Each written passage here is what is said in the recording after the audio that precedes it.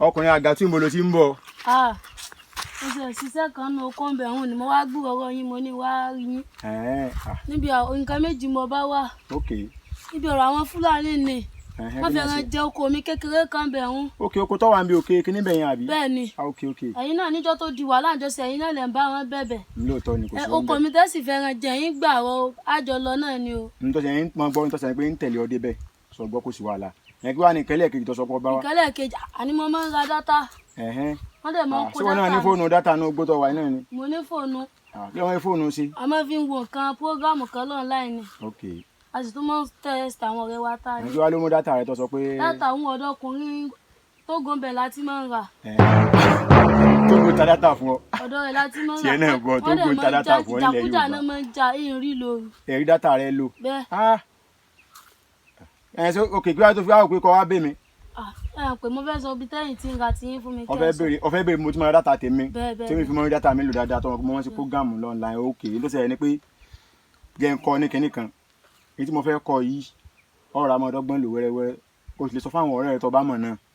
So wẹ́bsáìtì kan wà àwọn ọ̀jọ̀gbọ́n èèyàn kan náà gbé kalẹ̀ láti jẹ́ kí ìra dátà kó lè bá rọrùn fún gbogbo ẹni tí bá máa lo dátà pátápátá.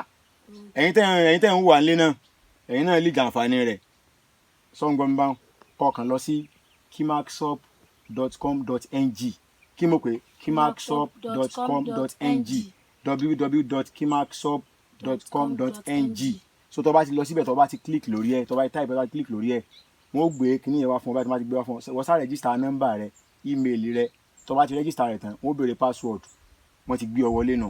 èyí tó wà sí ń bẹ̀ ni pé o lè fi owó látòrí bank account yẹ o fi sí orí rẹ̀ o transfer rẹ̀ síbẹ̀ látòrí bank account yẹ o fund wallet yẹ tó bá ti fowó síbẹ̀ o lè 500 bẹ́ẹ̀ àpò méjì àbọ̀ o lè fẹ́ gbẹ̀rún kan bẹ́ẹ̀ 1000 àti bẹ́ẹ̀ bẹ́ẹ̀ lọ bágbára rẹ bá ṣe mọ́ tó bá ti wá fi bẹ́ẹ̀ tán sórí 1000 ọlọ́run ọba mi ò dátà tó fi lò kódà dátà tó fi lò ọlọ wọn tó gbọ́ àbíkí ló kókó rẹ̀ ọlọ wọn lé pé ibi tó wà ní pé àṣeyìn ọjọ́ láti jọ yìí sọ pé lóní ọmọ ta dátà ń bẹ kọjá sọ wọn tó bá fẹ́ ra dátà ń bẹ ọwọ́n tán yányán àpò kan àti múrí mẹ́ta tó lóyìnbó ń pè ní 260 àpò kan àti mẹ́ta 1 gig mọ́ ìta fún ọ nù. 350 mo máa ń rà lọ́dọ̀ àbáyé mo bí tẹ́ ń tẹ́ tiẹ̀ o so àṣírí bẹ́ẹ̀ mọ́jọ́ sí ni o wọn náà jáwọn ọ̀rẹ́ rẹ̀ sí ẹ̀yin ará ilé náà mọ́jọ́ yín náà sí ni o tẹ́ bá fẹ́ subscribe dátà yín tẹ́ bá fẹ́ ra dátà tó pé yín tẹ́ máa lò tẹ́ máa gbádùn program tẹ́ ń wò lọ online ojúlówó ọmọ Yorùbá mo ní ń já yín sí ni o